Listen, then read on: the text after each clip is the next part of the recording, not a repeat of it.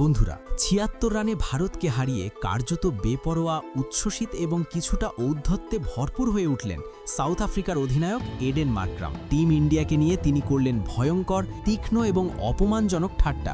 সরাসরি বলে বসলেন ভারত নাকি শুধু আইপিএলের সিংহ, আন্তর্জাতিক মঞ্চে নয়। জয়ের অহংকারে চূর, আত্মবিশ্বাসে টয়টম্বুর মার্ক্রাম টিম ইন্ডিয়াকে একেবারে ধুলোয় মিশিয়ে দেওয়ার মতো মন্তব্য করলেন।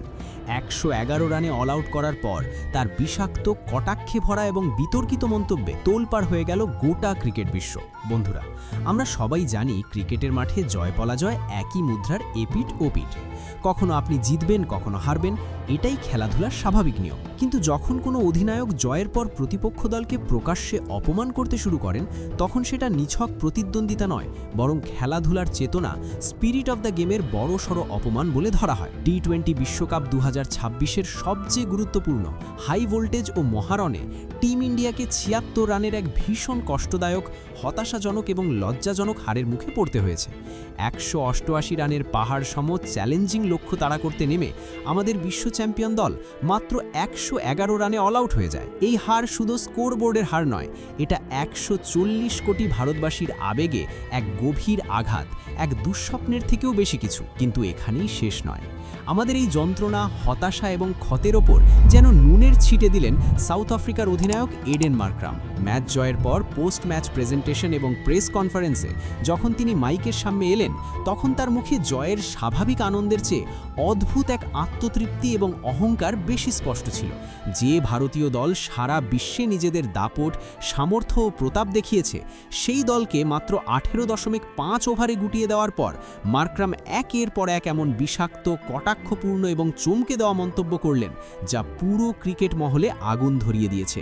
তিনি ভারতীয় ব্যাটারদের কাগজি সিংহ এবং আইপিএলের দাপুটে বলে কটাক্ষ করেন। তার এই মন্তব্য শুধু ভারতীয় সমর্থকদের নয়, বরং ক্রিকেটের বহু প্রাক্তন কিংবদন্তি ও বিশ্লেষকদেরও রক্ত গরম করে দিয়েছে।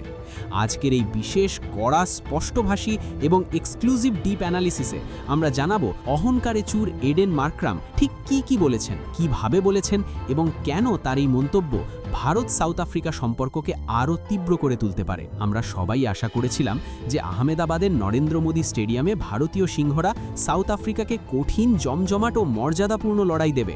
১৮৮ রানের লক্ষ্য তাড়া করে সুপার ৮-এর পয়েন্ট টেবিলে নিজেদের আধিপত্য বজায় রাখবে। কিন্তু বাস্তবে যা ঘটল তা আমাদের প্রত্যাশার সম্পূর্ণ বিপরীত। জসপ্রীত বুমরা ও অর্শদীপ সিংয়ের দুর্দান্ত, নিয়ন্ত্রিত এবং শৃঙ্খলাবদ্ধ বোলিং সত্ত্বেও ডেভিড মিলার ও ডিওয়াল্ড ব্রেভিস শেষের ওভারগুলোতে বিধ্বংসী ব্যাটিং করে স্কোর ১৮৭-তে পৌঁছে দেন। এরপর ভারতীয় দল ব্যাট করতে নামতেই ব্যাটিং অর্ডার তাসের ঘরের মতো ভেঙে পড়ে।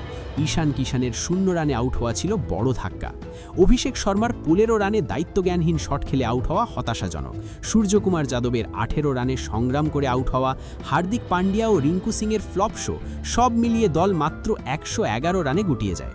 শিবম দুবের একার ৪২ রানের সাহসী লড়াইও দলকে বাঁচাতে পারেনি। এই একতরফা এবং লজ্জাজনক আত্মসমর্পণের সুযোগ নিয়ে মার্ক্রাম প্রকাশ্যে ভারতীয় দলকে অপমান করেন। প্রেস কনফারেন্সে তাকে জিজ্ঞেস করা হয় তিনি কি এত সহজ জয়ের আশা করেছিলেন। হাসতে হাসতে কটাক্ষের সুরে তিনি বলেন, সত্যি বলতে আমরা কঠিন ম্যাচের প্রস্তুতি নিয়েছিলাম, কিন্তু ভারতীয় ব্যাটাররা যেভাবে খেলেছে তা প্র্যাকটিস ম্যাচের চেয়ে বেশি কিছু মনে হয়নি। ১৮৮ রান তাড়া করতে হলে লড়াইয়ের মানসিকতা দরকার। আজ পুরো ভারতীয় দলকে ভীত, সন্ত্রস্ত ও চাপে ভেঙে পড়া মনে হয়েছে। তিনি আরও বলেন, আমরা জানতাম ভারতীয় ব্যাটাররা নিজেদের দেশের ফ্ল্যাট পিচ আর আইপিএলে বড় রান করতে পারে, কিন্তু যখন তাদের সামনে সঠিক লাইন লেন্থে বল করা, আগ্রাসী ও নিয়ন্ত্রিত পেস আক্রমণ আসে, তখন তাদের টেকনিক টিকতে পারে না। আজ মার্কো জ্যানসেন ও করবিন বোস তাদের শ্বাস নেওয়ার সুযোগই দেয়নি।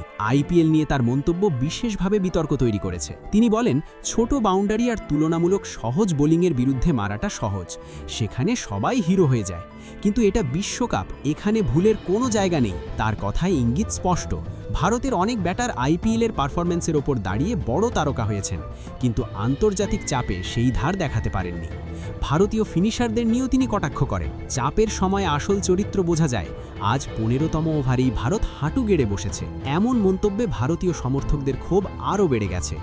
এমনকি বুমরার প্রশংসাও তিনি পরোক্ষে খাটু করে দেন, একজন বোলার ম্যাচ জেতাতে পারে না, আমরা দল হিসেবে জিতেছি। এই মন্তব্যগুলো ভারতীয় ড্রেসিং রুমে আগুন ধরিয়ে দিয়েছে বলেই খবর। সূত্র অনুযায়ী হেড কোচ গৌতম গম্ভীর অত্যন্ত ক্ষুব্ধ। তিনি নাকি মার্করামের মন্তব্য নোটিশ বোর্ডে টাঙিয়ে খেলোয়াড়দের বলেছেন, এটাই তোমাদের প্রেরণা হোক। সূর্যকুমার যাদবও নীরব থাকলেও ভেতরে ভেতরে প্রতিজ্ঞাবদ্ধ।